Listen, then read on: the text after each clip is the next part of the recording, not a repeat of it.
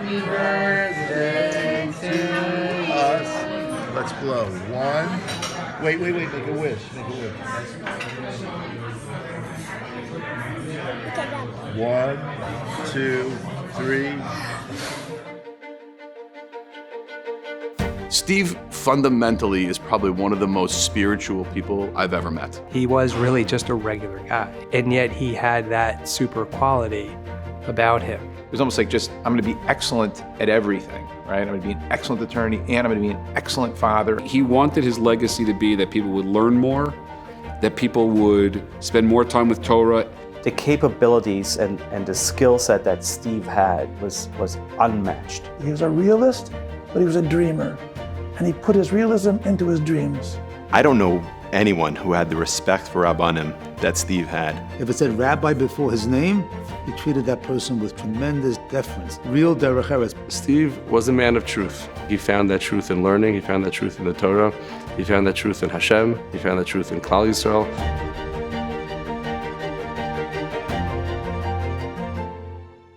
Steve lived in the moment, working hard, playing hard, learning hard, being an amazing father, an amazing husband. He really, in every area, he taught us, live in the moment as a Jew, as a mensch, as a person. I've been in the rabbinate for over 50 years, and I've known many really great human beings, some of the finest human beings on the face of this earth. And among the very top still was Steve Neuwirth. Steve made me feel like family. That's what our friendship was. I hope I did the same for him. I never got a chance to ask and never really talked about it, but I know how he filled the void for me.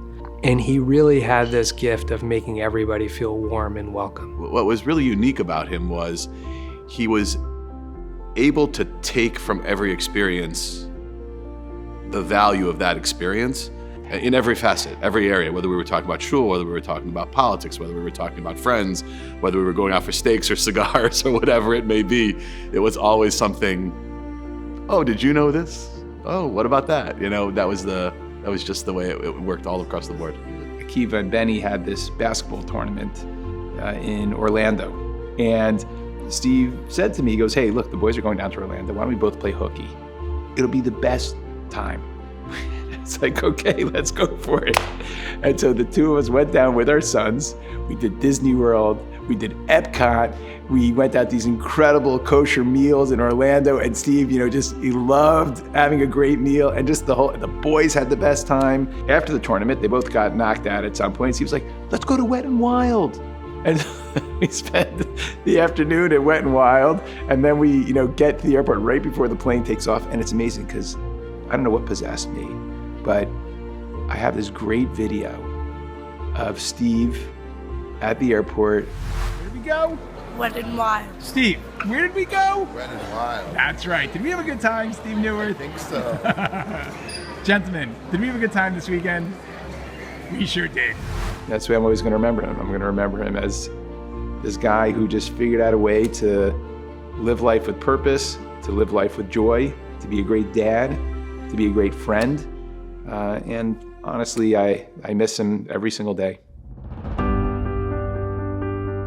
Steve was a phenomenal lawyer. Steve had an unbelievable ability to master enormous amounts of material and texts and distill them into biteable sizes. What would normally take a lawyer 2 weeks to figure out and digest, Steve could do in a matter of hours. I had just transitioned from the Quinn Emanuel Hamburg office to New York, and he said, hi, I'm Steve Neuwirth, have a seat. I have 2 cases I want you to work on, and we're going to trial in 6 weeks, so this is very important. And it was Wednesday, and I hadn't even signed the contract yet, and he said, and I need that motion by Monday. And I said, okay, obviously, I'm happy to do it. I wanted to let you know that I'm Jewish and that I keep the Sabbath. And at that time, Steve got up from behind his desk, stood up, put his fist on the table, and said, I'm Jewish too. I'm Shomer Shabbos and Shomer Kashrus, and you have till Tuesday. My son got married last year during Hanukkah, December 22nd, and Steve was already sick at that point. And so I spoke to my son. He was looking for suggestions for who could be a good aide, and I suggested maybe he'd want to consider Steve. And he said, that's a great idea. So I called Steve and I said, my son would really like you to sign the Ksubas. He was concerned at first that his Hebrew handwriting wasn't good enough and wouldn't look professional on the Ksuba. So first, just to understand the essence of his ability as a perfectionist, he spent at least a week practicing writing his name so that when he wrote it on the line of the Ksuba, it would look professional. So that's just one small side point. But he was overjoyed with the opportunity to do this. And you're talking about a guy who was at the time very sick.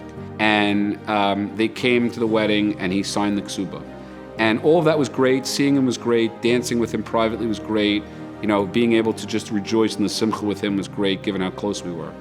But the most amazing thing was waking up the next morning and having him write how special it was. He had never been an aide before. He had never been an aide ksuva, obviously, before. And the opportunity to participate in a simcha at that level, given how, in retrospect, how sick he was, and what a tircha it was for him to have to schlep all the way out to Long Island on a winter night to participate, and the joy and never complaining and just doing this. The joy in being able to be Mekayim a mitzvah was an incredible, incredible experience for him and an incredibly moving experience for me. 5 years ago, 4 years before he passed away, he had come over to me and he had asked if I would be able to find him a chavrusa. He wanted to learn in the morning, take off a few hours of work or delay starting his workday, and begin to hone his Gemara skills. He had already made a Siyam Hashas, but now he wanted to work learning Be'iyun, learning how to learning the language of the Gemara. He was rigorous in his defense of the 2 hours a day he learned. So much so that no matter what was going on, whether it was a hearing, a trial, a meeting, the rule was he takes no phone calls and does nothing before 10 a.m. because the first 2 hours are for Hashem, the first 2 hours are for learning. People are very often satisfied with minimalism. I'm Yaitse, I did enough. Steve was never satisfied with that. He was looking to be the maximal person that he could possibly be. And whatever he accomplished, he always wanted more. I don't think there should be any confusion that he was probably one of the most spiritual and one of the most religious people, and he felt it so deeply. It wasn't just for him. He made other people want to do things with him, which was the incredible part. I mean, you've heard the stories, 100%. His kids coming with him to Daf Yomi in the morning. You walk into shul, first minyan, and his kids would be there with him. Like at 5:30 in the morning, his kids were there. People wanted to do stuff with him. He'd ask me if I enjoyed today's daf, what did I thought about this, or I would ask him a question about something that I heard and shir and he would give me a thought. He always encouraged me, to increase my learning. I think his kids have a Rashi teacher, and he said this is the best thing that he's ever experienced because he was never able to learn Rashi at a young age, and now he's doing it alongside with his kids, and this is just tremendous for him. Steve was an incredible father. The way he would come to basketball games and schedule things around basketball games. He took their education seriously, their Torah learning seriously, their secular learning seriously. He knew his kids were going to be growing up, and he knew this is the school he wanted them. SAR was the school he wanted to send them to, and he wanted to make it the outstanding school, and he did. He really contributed to the point where SAR is the #1 day school in the country. Yesterday's daf, it said that Mandabai Mahavi Chasida, and one of the things they say is Milit Avos, and the simple explanation usually people say is Pirkei Avos, but I saw explanation that Milit Avos means not just that you're focused on your own religious growth, it's your focus on being a father and making sure that everyone in your family has much religious growth as you do. So it's not just to have Milit Avos, you learn Pirkei Avos. Milit Avos mean be like the Avos, that you actually can transport that Torah to the next generation. And I think Steve was excellent at that. Rabbi Fink once shared with me the beautiful words that when a person who is like a tzaddik dies, it is a painful and sorrowful moment for those of us in this world.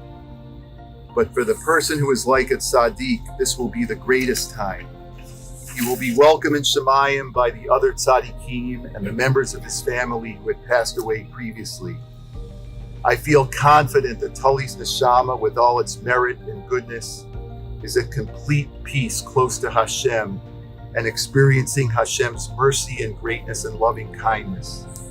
Please, Hashem, may Tully be sitting with you in Gan Eden, studying the Torah that he so loved. He taught all of us what emunah means. It's easy to have faith when everything is going brilliantly, but to have faith when things are not going very well. When you have a young family and you're only 60 years old and never told us to have that kind of rock solid, diamond solid faith in Hashem, that things are going to be okay, that Hashem will be with them always. That was something that brought tears to all of our eyes. Anyone who knew him and visited him and saw him during his last months, we're all stronger and better because of it. He was giving, he was caring, he was fighting, and he was loving, somehow all at the same time. That's what I take from him, that's what I took from him, that's what I miss about him, and that's what I see in his children and in Natalie. Wonderful, wonderful people who I know will continue to bring the things that he brought to this world. They will continue to bring it to the world, to the people around them for years to come. I think of him every day, and I always think, what would Steve say to this? What would Steve think about this? So I think, look, he would love, if the All Daf app, and if the OU, and if all of his friends are learning more, if it is a source of Harbatas Torah for Klal Yisrael, he would be over the moon.